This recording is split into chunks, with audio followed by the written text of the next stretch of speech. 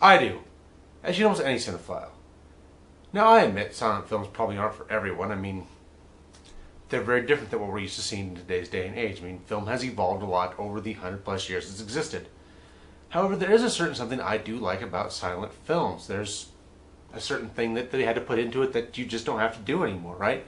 You can literally explain things. Then they had to do more action and things and express more emotion with the face. And of course, it's over the top a little bit because they're trying to express so much with just the face and with the actions. It makes silent film interesting, but there's a lot of good stories in silent films. A lot of them are remade into modern film.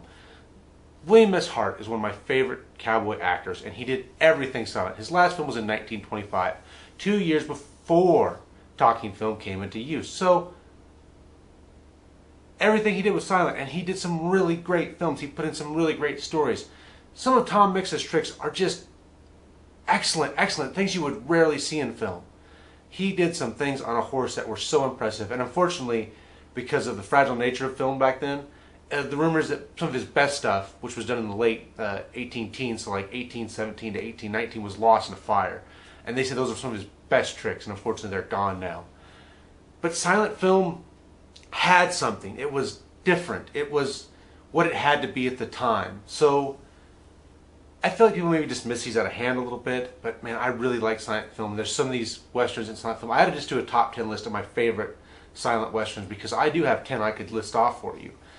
Maybe one day I'll go ahead and do that. And I'm going to talk more about William S. Hart in the future because he is a great cowboy actor that doesn't get enough credit in today's day and age. People have sort of forgotten him because he did his last film in 1925, but you know, we're getting close to 100 years since he did his last film.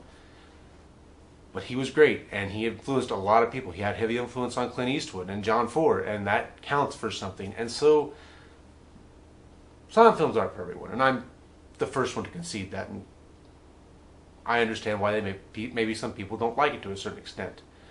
But man, I do. And I appreciate that these pioneers of film did so much with so little in a way.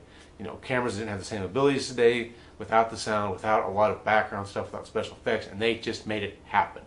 Not just Westerns and other genres as well, of course, but I'm the Western guy, so I'm going to tout the Western. And silent Westerns have some really good entries.